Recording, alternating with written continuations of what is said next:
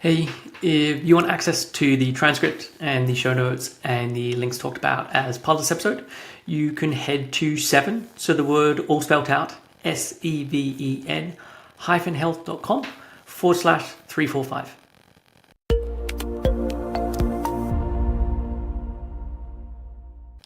Hey everyone, welcome back to another episode of Real Health Radio. I'm your host, Chris Sandel. I'm a nutritionist and a coach and an eating disorder expert, and I help people to fully recover. So before we get on with today's show, I just want to say that I'm currently taking on new clients. If you are living with an eating disorder and you want to reach a place of full recovery, then I would love to help. And this doesn't matter whether you've been living with an eating disorder for a matter of months or it's been going on for multiple decades. I truly believe that everyone can reach a place of full recovery. And I know that that can sound like a pretty big statement. And for you, it might be that full recovery feels like this big distant thing that maybe is for some other people. But I do truly believe that everyone can get there. And it's not a matter of you may get there. It's if you do the things, you will get to a place of full recovery. So if this is what you would like help with, I would love to be able to support you on this. Send an email to info@7-health.com and just put coaching in the subject line, and I can then send over the details. So on with today's episode. So what I want to do today is I want to look at the idea of pleasure and joy and how important it is for recovery. And I know that these are not words that people often think about when they think about recovery. It's often terror and fear and loss and all of the scary stuff that comes up. But I really think that pleasure and joy is not just this extra thing that you might want to throw into your recovery or might help in recovery. Like, it's really important as part of recovery. And this was a topic that we covered recently on, I've got a group program as part of the work that I do. So when I work with clients, there's one-on-one stuff, there's a program, and then there's also a group component. And as for one of the group coaching calls, this was a topic that we discussed. And this was something that someone had suggested, and we had a really great discussion around this. And so what I want to do as part of this episode is just share some of the ideas that came up as part of this, some of the stuff that I share with people connected to this topic. And I do want to just say that when I think about recovery and why I think this is so important is recovery isn't just having a better relationship with exercise, isn't just having a better relationship with food. It's in a lot of ways reclaiming your life. The eating disorder, especially as it goes on longer and longer, it gets its tentacles into everything. And in so many aspects of life, it just becomes affected by the eating disorder. And so it's not just about food and exercise and body image. It is how you work, how you rest, how you socialize, thoughts around spending money, love, relationships, how you express yourself, creativity. Like, the list is really endless in terms of how the eating disorder impacts life. And so when I think about full recovery, it's how do we really look at all of the different areas that the eating disorder has infiltrated. And so this is what I want to talk about as part of this. And so if I'm looking at the link between restriction and pleasure suppression, when you are living with an eating disorder and you're restricting, it's not just like food and rest that gets impacted upon. It totally impacts your mind, your brain, your nervous system, and it puts you into this survival mode. And when you're in that survival mode, your body is highly acute for cues of danger. You're not looking for cues of safety, or if you're seeing them, you're just not recognizing them in the same way. And this isn't an intentional thing. You're not telling your brain to do this. This is just what happens when you get into that state, story follows state. And the state that you're in has an impact on the kinds of things that naturally arise within you, whether that be thoughts or feelings or sensations or memories or beliefs. These things just naturally arise within you. And so when you're living in this state, restriction, control, self-denial, these become the rules. And it then isn't just about food. It's also about joy and fun and intimacy and play and all of these other things. And really what the eating disorder does is it trains you into finding safety in control. And that control then spreads. So don't rest until you've done enough.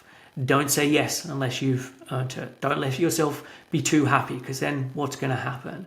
And what I notice so often is that the eating disorder, it makes this promise of later on, you're going to be able to enjoy yourself. Okay, we've got this dinner coming up tonight.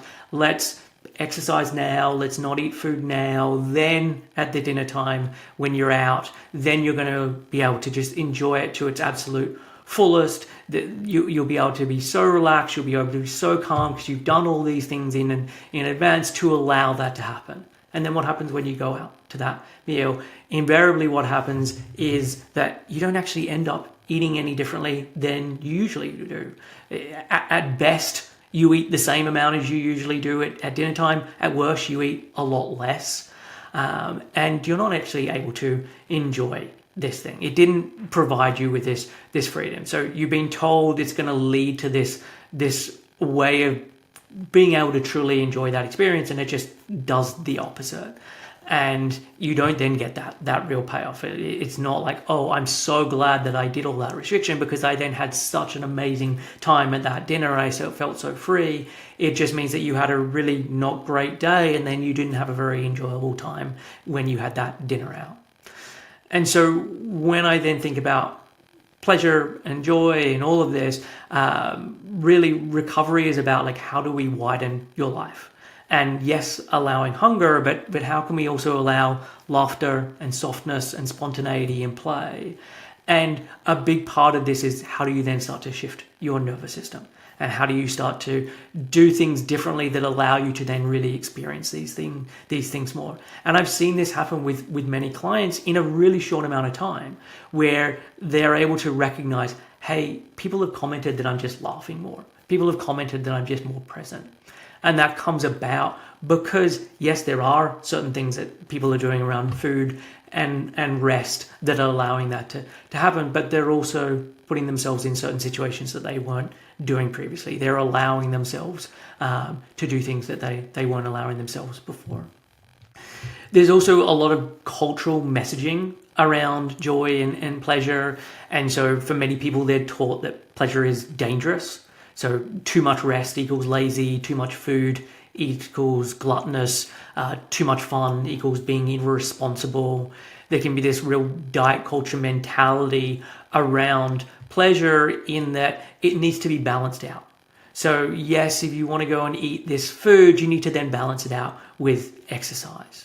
And if you're not, then it's just indulgence. And so it's this idea of, oh, we have to do everything in moderation, and we need to make sure that we're balancing out the scales. We're not going too far in one direction.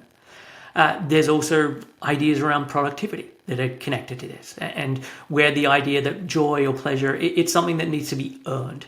It's something that needs to be earned through achievement. And this whole idea of a real delayed gratification of like, yes, you can have this, but first we need to do this thing and this thing and this thing. It's like the marshmallow test that is done on the 5 and 6 year olds, where they're taught to hold off from having that first marshmallow because you're going to get 2 if you wait long enough. It's doing this on this grand scale, but where actually we never eat the two marshmallows in the end. And all this messaging this teaches you that joy must be earned through deprivation and achievement. And so if this is the messaging, and when you're then in the state of being with an eating disorder, and that message just becomes so much more salient, and you remember those things so much more, it makes sense that then allowing yourself to ease or to rest or to have something that's satisfying, like it just feels so unsafe. And so it can feel like pleasure is a threat, but it really isn't a threat. In a lot of ways, it's how your body then remembers how to be safe. And it's not something that needs to be balanced out. It's not something that we need to, okay, well, if I'm going to do this thing, I need to subtract this other thing, or I need to do this other thing first. It's something that we need to be adding in, and it's something we need to be building on. I want there to be more joy and pleasure, and having that happen more and more often. Because it's been absent for so many people for a really long time, and it then has an impact on how someone gets to experience life. So the next piece connected to this is something that I see is really common, which I could call the punishment cycle. And so, for example, someone starts to let joy return, but then there is this backlash that happens after that event or during that event. So, for example, there can be shame, or there can be guilt, or there can be self-criticism, or there can be this urge to make up for it. So, for example, you eat some ice cream or a cake or some off-limit food that you've told yourself you're not allowed to eat. So you have that experience of eating it, but then afterwards there's this feeling of guilt. And then there are these restrictive thoughts that come up, or there could be even restrictive behaviors because you then act on those thoughts. Or you could have a situation where you're hanging out with people and you start laughing more freely. You're much more present. You're much more open. You're in that moment and you're laughing freely. But then afterwards, there's this feeling of maybe I was too much. I shouldn't have let my guard down like that. What was my face doing when I was laughing? What are these people gonna think of me now? And then this leads to a lot of withdrawal. It leads to a lot of shutdown. It leads to like, oh, I can't put myself in those situations again. People must be now just making fun of me now. And so there's this pattern where you have this voice that comes up of like, you shouldn't have done that. We now need to compensate or make amends. And what this unfortunately then trains you into thinking is that if I felt like this after that event, so if I felt the guilt or the shame or there's all this self-criticism, then this must be proof that I've done something wrong. Like if this is how I feel, this is evidence that I shouldn't have done that thing. And this isn't actually correct. What this is evidence of is that you've done something that is stretching you and your system to something new. It's that you've moved out of your comfort zone. And so it's very natural to have these kinds of feelings come up because they're going against the eating disorder. They're going against what you've done for a really long time. So yeah, it makes sense that there's going to be some guilt or some awkwardness or some unhelpful thoughts that arise afterwards. This isn't proof that you shouldn't have done this thing. It's just proof that, I haven't done it very often. And actually, the more you start to do it, the more you start to normalize it. So coming back to the cake example, the first time I ate the cake, then I felt this guilt afterwards, then I had these restrictive thoughts. I was able to notice these things. I didn't actually act on them, but that was the pattern. And then you do it again and again and again, and what you notice is the guilt's not as intense now than it was before, or it lasts for a lot less time, or, oh gosh, this time I didn't even have that feeling of guilt. And as you continue to do it, that's what starts to change. This thing that used to create this reaction in you now doesn't create that reaction in you. And I also like kind of extending on this idea is using joy as a fuel for recovery. So I think, as I said at the top, joy can often feel like this sort of add-on, maybe this bonus, maybe I don't really need to do it, but I don't think about it that way. I think it is one of the tools that actually helps recovery and keeps recovery going.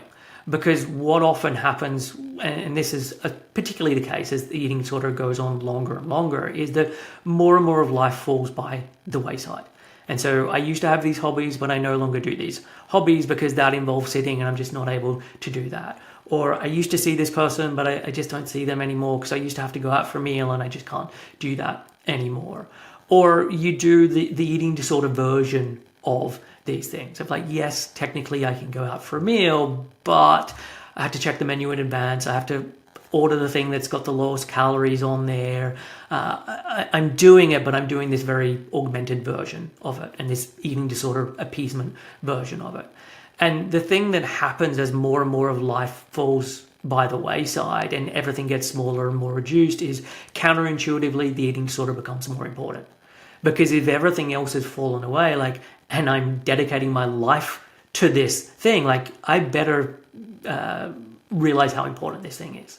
And so then the thinness or the restriction or the whatever it is becomes really important because what else have I got?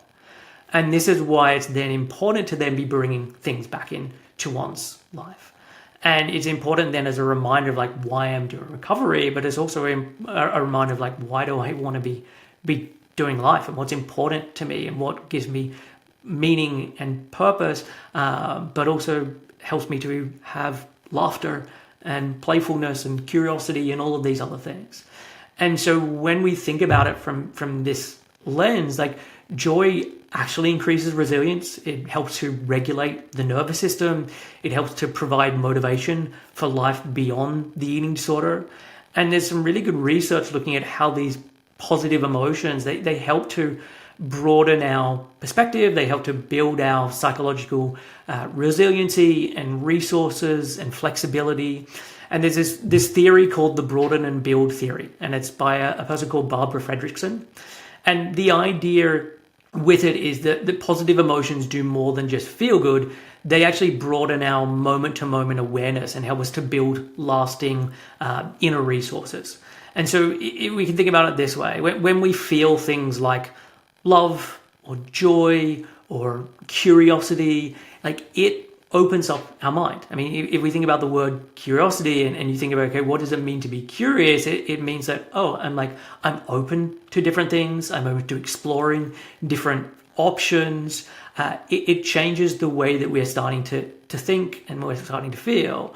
And so when we're in these states, we become more creative, we become more playful, we become more willing to explore different things. And this leads to more resilience. And what this then does over time is it helps to develop skills. So you then start to develop stronger coping strategies because of this, because there's been more openness, because there's been more creativity. I'm able to think about things differently. It helps with social connection. It helps with problem solving. Like it has this knock-on effect where it starts to have a really positive impact on all of these other areas of one's life and in situations that aren't exactly the same. So I had this struggle here and I was able to navigate it. And then I've got this new thing here that's completely new to me, but I also realized I've been able to deal with this other thing that was difficult for me. And so I know I'm going to be able to figure out a solution here. And if we then contrast this with things like fear or anxiety, this very much narrows our focus, and it makes our focus very much on survival. As I mentioned earlier, it trains us to be much more on the lookout for cues of danger. And in a lot of ways, you just then put the blinkers on and you're just focusing in this very narrow way. And so this kind of constrains one's thinking. It puts someone on the lookout for all of the things that could potentially go wrong, as opposed to opening things up and being, hey, I wonder what would happen here, and bringing that curiosity. So anxiety and fear, this very much narrows things, versus joy and pleasure expand things. And so when we think about it from this way, allowing joy in isn't frivolous. It's not this nice thing if you could possibly get it, this add-on. It's actively helping to build emotional strength, to build self-trust, to build the capacity to do recovery over the long term.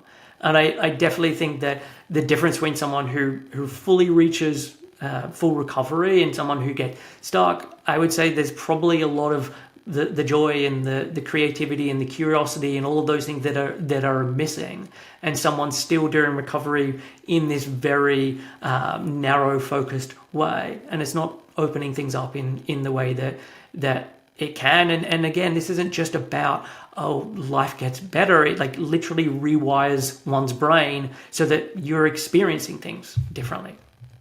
I also think that pleasure and joy and all of this are really important for self-trust. So the eating disorder voice says that if you start enjoying things, you're going to lose control. Like it's this idea of like, we need to hold on really tightly here. And if we deviate from this, everything is just going to spiral. And really the truth is the complete opposite of this. Like it is the deprivation and the restriction and all of the clinging on to control that actually creates all of the chaos. And when you finally stop restricting, things do balance out and intuition does return. And look, these things don't happen immediately. We need to give them time for them to balance out and for the intuition to return. And in some ways, I don't want it to balance out immediately. If we go from restriction to eating, quote unquote, as a normal eater and eating, quote unquote, in a balanced way, we're not going to pay off the energy debt that is accrued over all of this time. And where someone thinks is the line for being balanced out is going to be impacted upon by where you've been currently living. And so if we've been eating in a very restricted way, someone's quote unquote balanced way could be just adding in a little bit more, and that just feels like balance. We often have to go to the extreme in the other direction to really figure out, okay, where is the place that makes most sense to live and actually works best for me. But when you do that, when you allow that creativity and curiosity and openness, you do figure that out. And as I said, we need to give this time for that to happen. But letting yourself to enjoy life and allowing joy really is this practice in self-trust. And you start to learn, I can handle good things. They're not something to be feared. I don't need to earn rest or joy. I can be safe when there is abundance. I don't need to be restricting. And really that is at the heart of recovery. It's learning that it's not about control, it's about trust. And that trust is so important as part of this. And as I mentioned earlier, when I think about eating disorders and full recovery, we need to think about this really bigger picture, because the eating disorder infiltrates into everything. And so then recovery has to do the same. So food freedom is super important, but it is just one part. There needs to be also time freedom. So being able to rest without guilt, being able to do things that feel quote unquote frivolous, but is actually how you enjoy spending your time. There can be emotional freedom. So letting yourself feel, and that's letting yourself feel things like pleasure and joy and awe and those wonderful feelings, but also being able to experience grief and sadness and disappointment and being okay with that and knowing that I can be able to handle these emotions too. Having social freedom. So being able to say yes in connections to things that you want to do, being invited out to things, being able to do things that add to the quality of life, but also being able to say no when you mean it, because, hey, I'm not in people-pleasing mode. And actually this thing that I'm being asked to do is actually just not what is best for me in this moment, and being able to recognize the difference between those two. Being able to have creative freedom. So being able to express yourself in lots of different ways, whether this is through work, through hobbies, practices that you enjoy doing, drawing, going in and doing an improv group, whatever it is, being able to be creative, but without the perfectionism, without the fear of what are people going to say, or having that fear come up and still going and doing it anyway. So recovery in a lot of ways is about how do we make your life bigger and bigger, not smaller and quote unquote safer. And so it's about rebuilding this capacity for a full life, and a full life includes things like joy and pleasure and awe. And so I want to then just share a few ways of being able to do this. And some of these can be just like how to get started with some of this. And the caveats or the things that I just want to mention up front with this is, I know sometimes the word joy or pleasure or any of these kind of words can feel intimidating or too big. And so words matter. And so what are the words that you can use to describe this that actually feel more appropriate and doesn't make it feel overwhelming as part of this? And so to find tiny pleasures as well. And that we don't have to be finding the biggest, scariest things to start with. I'm all for people making big changes. And with this, it can also be useful to recognize the small things. So the warmth of a cup of tea in your hands, your favorite blanket on your lap, sitting outside and getting the fresh air, a song that you listen to that particularly moves you in a certain way. I would also say it's useful to recognize that the joy can often feel muted at first in recovery. And as I talked about at the beginning, that's because of the state that the body is in, and your physiology has a big impact on your capacity to experience things like joy. But like so many things, that the more that you repeatedly do them, the more that joy then sort of expands with practice. And so there is part of this that's been driven by the physiology piece, but part of it is there's this association between joy being seen as a threat, and the more I'm able to do it, joy no longer gets seen as a threat. Joy gets seen as something that is actually joyful. And so here are a few things that you can do to start to bring more joy into your life, or to start to notice the joys that are already going on. So have a practice of naming different sensory moments that bring comfort or warmth to you. So it could be the smell of coffee, it could be the feeling of sunlight, it could be a song that makes you exhale or creates shivers. I definitely listen to music, and there's times where things just have this really profound effect on me, and maybe you're not going to experience that to that degree in that moment, but where can you start to notice these things? Because as I said earlier, we're so much on the lookout for cues of danger that these things can be happening, but I'm just missing them. So how can I start to retrain myself? And how can I start to retrain myself to see that pleasure is already happening in lots of ways in my life, but also that it's safe to have this, and that it is available to me in many ordinary moments. And I would also encourage that rather than just waiting for these things to happen, to being intentional about making them occur. And this can be based on, I notice that when I take my time and smell the coffee, or when I get outside and take a breath and notice the sunlight, that this has this impact on me. Okay, now I need to be intentional about that. Each day I'm going to do those things and bring that presence there.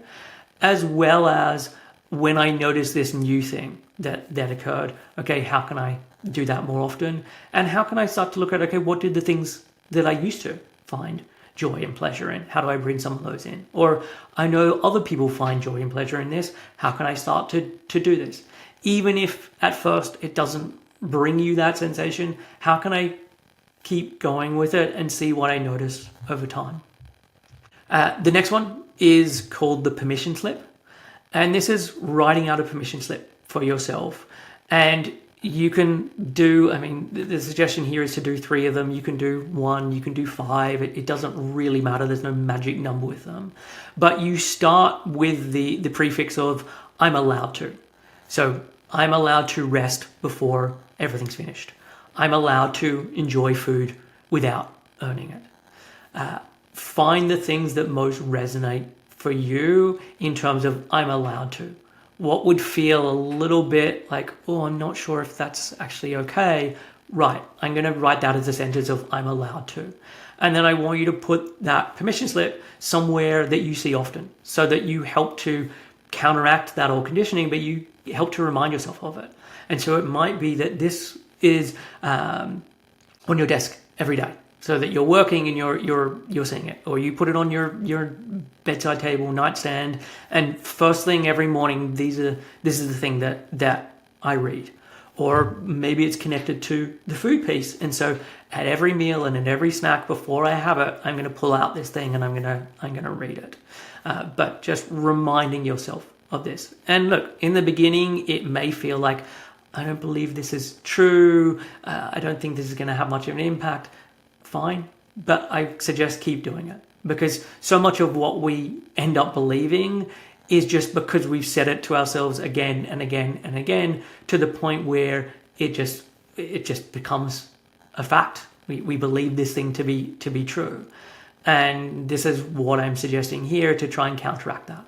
How can I start to repeat something else enough times that I start to see a shift by doing it? The next one is called the pause tool.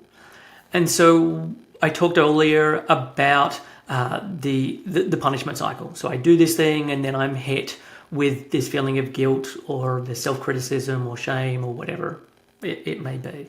And so what this tool is about is that you do the thing to give you the joy. So you laugh freely, you eat the cake, you go to this thing that you haven't been to before. And then when the guilt or the self-criticism hits after the joy or the rest or the whatever, I want you to just take 3 deep breaths before reacting. And just give yourself the time with this. And then say to yourself, this is the old voice. I can choose differently now. Or this is not what we do anymore. Or some reminder of, hey, I'm doing something different here. It's okay for those thoughts or feelings or emotions to arise. It doesn't mean that what I just did was wrong. I'm allowed to do these things. Another thing connected to this that I've done with people that can be really effective is say the quiet thing out loud. So if the thought is, I shouldn't have allowed myself to eat that cake, say that word out loud. Take a really deep breath in and out. Say that out loud again. Take a deep breath in and out. Say that thing out loud again. And really notice what happens when I do that. When I say it out loud 3 times while taking that deep breath in and out. And what I've noticed and what clients have noticed is that by doing this, I start to relate differently to those words. In the same way as journaling can help. I just see it differently now when it's on paper. But using this as a practice to be using your breath to support your nervous system and to help regulate yourself and to slow down and take this time before taking any action that the eating disorder is suggesting that you should be taking. And then the final one is joy rehearsal. And this can be useful if joy feels like something that has been very distant. So what you can do is you can imagine one joyful memory. And for some people, this is easier. For some people, they can really remember before the eating disorder started and how life was and what it was like. And I have all of these wonderful, joyful memories before then. And then for other people, that feels really hard. And I feel like this is how I've always been. It feels really challenging to do this. And so as part of this, you don't have to think about something monumental. It can just be, when was there this joyful moment? And if it's harder for you to think of one, okay, when was that time where someone was really supportive to me, or whatever it may be. But finding that joyful moment where you were laughing with a friend, or you were having this fun time at a summer day, or you were at a music festival, or you were traveling someplace, and recall how that felt in your body. So bringing up that imagining that scenario, remembering that scenario, and just then recognizing, okay, what does that feel like in the body? Where am I noticing those sensations? And what this rehearsal does is it helps to reawaken some of those neural pathways. It helps you to remember that experience, and not just remember it cognitively or in theory, but to actually, in a sense, experience that. And this is one of the things that we can do as humans, is we can think about something and have a full body experience like we were experiencing it. I mean, you do that every day as part of your eating disorder when you think about all the things that you don't want to do. Having a particular meal that feels scary. You start to feel those sensations within the body, even just thinking about it. And so what I'm asking to do is the opposite of this, which is to actually think about something that is joyful and a pleasant experience, and to remember that and to re-experience that, because often that's just not happening very much. And you want to be able to have that experience again to in a sense, and wake up those neural pathways. And as I said, this can be something small. And if you are someone who has lots of these that you can remember, and you do have a really joy-filled life prior to the eating disorder, great. Spend more and more of your time remembering this and having those experiences. So the final piece I just want to say connected to this is thinking about joy as an act of resistance. And I know for many clients, really getting on board with the anti-diet idea, with really going against diet culture and all of this social conditioning, like that can really rile people up in a really positive way of like, hey, I don't want to be part of this system anymore. I don't want to be subjugated to these kinds of things. And I think we can do the same thing with joy. So in a culture that really profits from dissatisfaction and thrives on things like deprivation, so thinness and productivity and self-sacrifice, remembering that joy is an act of rebellion. And every time you rest or you eat freely or you laugh without apologizing, you're saying like, I refuse to live by fear. And joy then becomes this form of protest. You're reclaiming yourself. And in this way, it is not frivolous. It is the opposite of frivolous. It's like this real radical self-care. It's a declaration of worth. And this, I know for many people, can be a way for, oh, okay, this is why I need to let joy in. Because when so much of recovery is like, how do I fight back against these systems, joy can then feel like, well, I don't really have time for joy. I'm a bit busy for joy. I need to fight against this. And I would say, no, like joy is your way of fighting back against this. And it's how you then take back your life from the eating disorder and get it to be more expanded. So the final thing that I just want to say is like recovery isn't just about food and body image. Like, yes, those things are important, but really it's learning to live without the rules that have kept you small and kept your life small, and that bringing back in joy and pleasure is the way to do that. And that every moment that you have these pleasures, it's a reminder that safety doesn't come from control. It comes from being present and being able to actually experience our moment to moment senses and being in that moment. And so I really want to just say that notice today. Notice where there is a spark of joy, and to really be with that when it comes up. Because that's what you're recovering for. It's not just the freedom from the pain, but it's the return of the aliveness and the return of you getting your life back. So that is it for this week's episode. As I said at the top, I'm currently taking on new clients. If you are living with an eating disorder for any length of time, whether it's a couple of months, multiple decades, I would love to help you to get to a place of full recovery. So if that's what you're interested in, send an email to info@7-health.com and just put coaching in the subject line, and then I'll get the details over to you. So that is it for this week's episode. I'll be back next week with another one. Until then, take care of yourself, and I will see you soon.